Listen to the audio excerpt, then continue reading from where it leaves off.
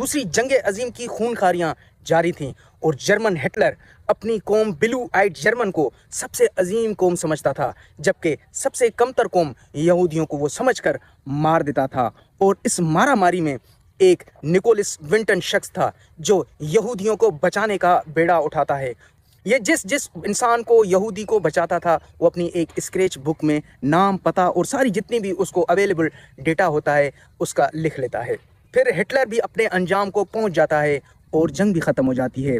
50 सालों के बाद निकोलस विंटन के लिए BBC खराज तहसीन पेश करने का एक प्रोग्राम बनाती है। इस प्रोग्राम को जिस तरीके से डिज़ाइन किया गया था वो काबिल रश्क था।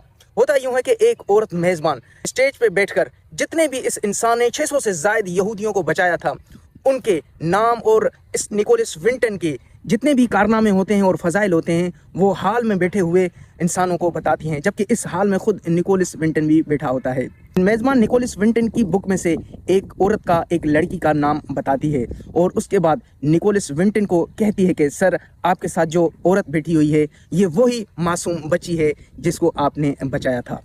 ये दोनों एक दूसरे को देखते हैं।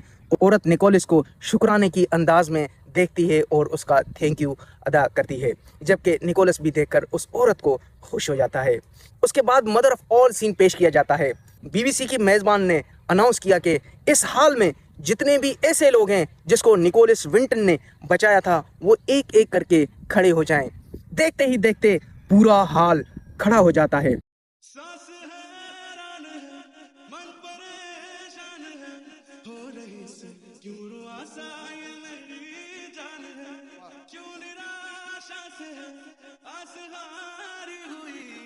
सवाल का उठा सा दिल में तूफान है, नैना थे आसमान के सितारे, नैना ग्रहण में आज टूटते हैं,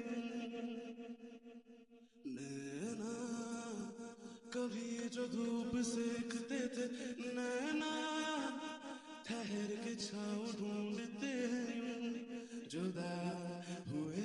और एक एक इंसान निकोलस को देखता है और निकोलस भी मुड़कर जब देखता है कि पूरा हाल वो खड़ा हो जाता है और वो देखता है कि इतने सारे लोग जिसको उसने बचाया था अब वो उनके सामने हैं।